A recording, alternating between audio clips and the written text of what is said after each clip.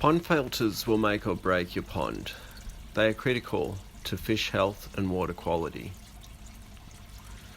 There are many pond filters available on the market.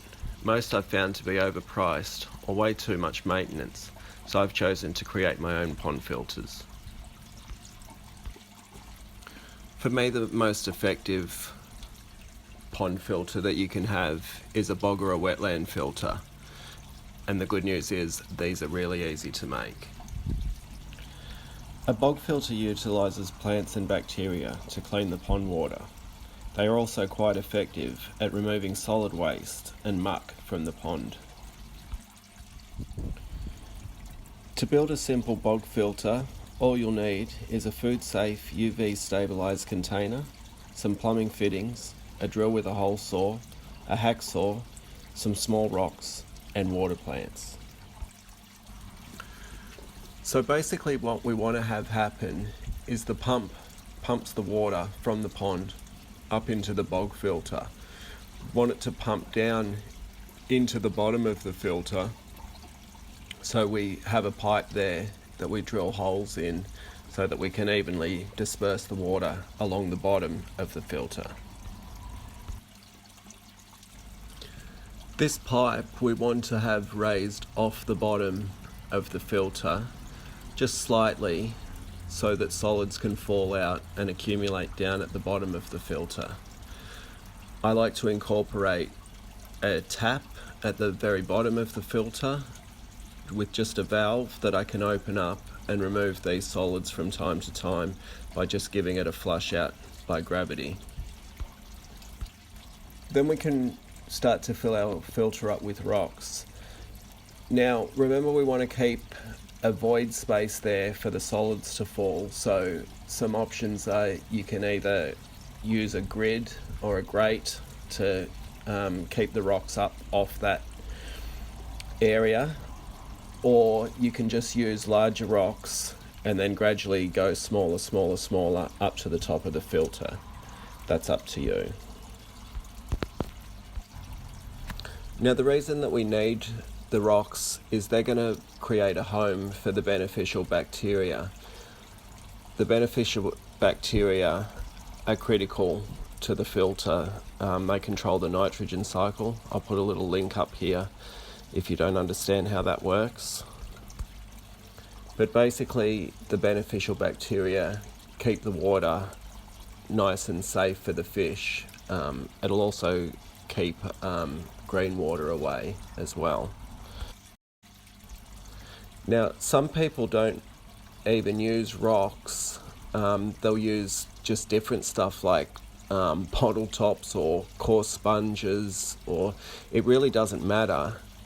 All that media is doing is providing a home for the bacteria. I like to use the rocks because they're more substantial and the plants grow really good in them. To provide a place for the valve, you're going to need to drill into the container. So obviously you'd need to make a waterproof seal. So I use either a bulkhead or a uniseal. It just depends what's available.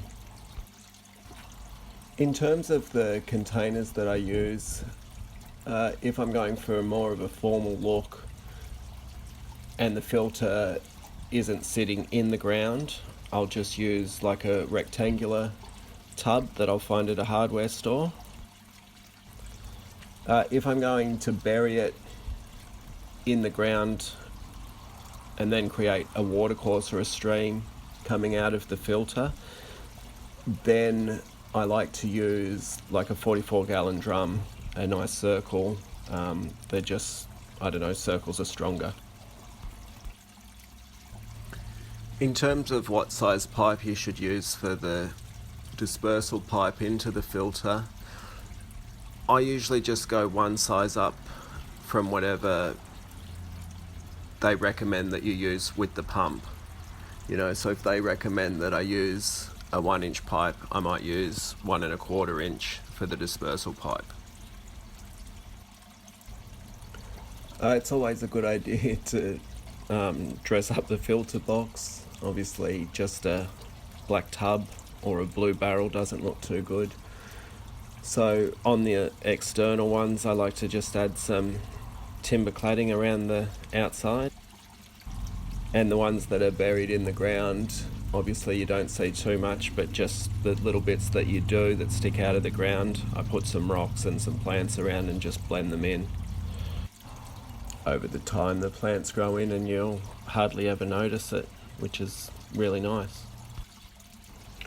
So just the last thing I want to say in terms of sizing the filter, you really want to go at least 15% of the volume of the pond. So, if you've got 1,000 litre pond, aim to get a container that's at least 150 litres. Now, obviously on larger ponds, a container might not work. So in that situation, you're going to have to dig a hole and use liner as your container, if that makes sense. I hope that hasn't confused you too much. Any questions, just leave them in the comment section and I'll try and get round to them. Anyway, that's about it. Thanks for watching. If it's been helpful, go ahead and subscribe and I'll see you in the next one. See ya.